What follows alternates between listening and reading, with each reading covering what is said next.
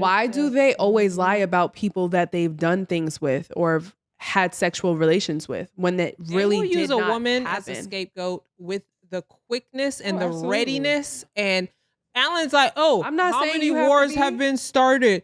Because like a man needs a scapegoat and a woman is started the the war? easiest Who started the war? low hanging So, fruit. Listen to this. I'll tell you guys real quick. Yesterday was watching a movie and then we were having a conversation, right? You know what the funny conversation was? When I was younger, No, we don't know. baby Right. mother culture was crazy, right? Remember the whole baby mother culture No. during the 90s, early 2000s? Uh-uh. You know, one thing most men said they've experienced commonly is that when you dated a girl who had a baby, she always made you pick her up around the same time the baby father was around. Do you know how many baby fathers have walked in houses because she wants the baby father's attention, she wants attention from a man. Women have started so many wars just for attention. You know what they said about women?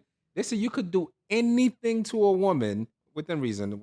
But this is just the quote. You could do anything to a woman except bore her.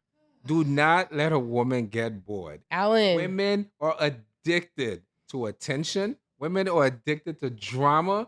They need it in their veins. Alan, I'm sorry. Thank you for generalizing all women. No. You know what? Allow him to generalize. I'm sorry. I have a few rebuttals to that.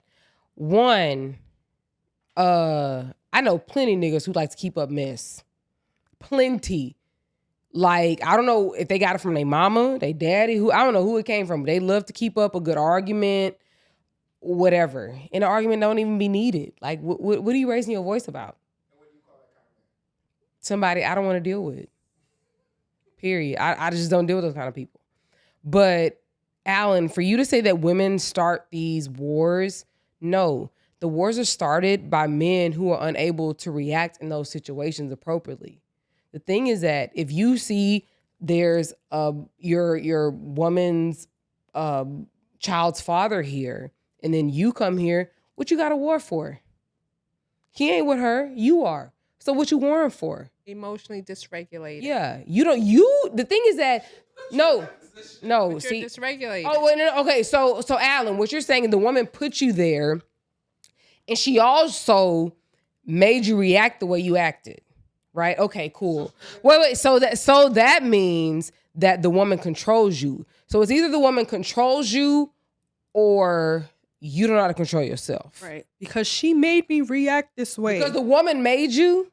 I'm sorry. And the thing, and I'll say this, and I've said this before, like, we make our own choices. Even when, remember I told you a long time ago that, like, my husband, like, I cheated on him with somebody else. And I never said to him like, hey, I made a mistake or it was your fault. Yeah, there were things that he was doing. At the end of the day, the decision to be with somebody else was on me. I made that decision. What? No, but I said this a long time ago. Yeah, but this is a woman taking accountability for her own actions and not saying, oh, but you weren't there for me, or you stopped sleeping with me and you weren't giving me enough attention. So it's your fault that I went out and cheated on you. So I'm accepting Which is usually a man's argument about going out and cheat. That so his actions contributed to my response, to what I did. At the end of the day, I still made that decision. Nobody made me make that decision. You understand?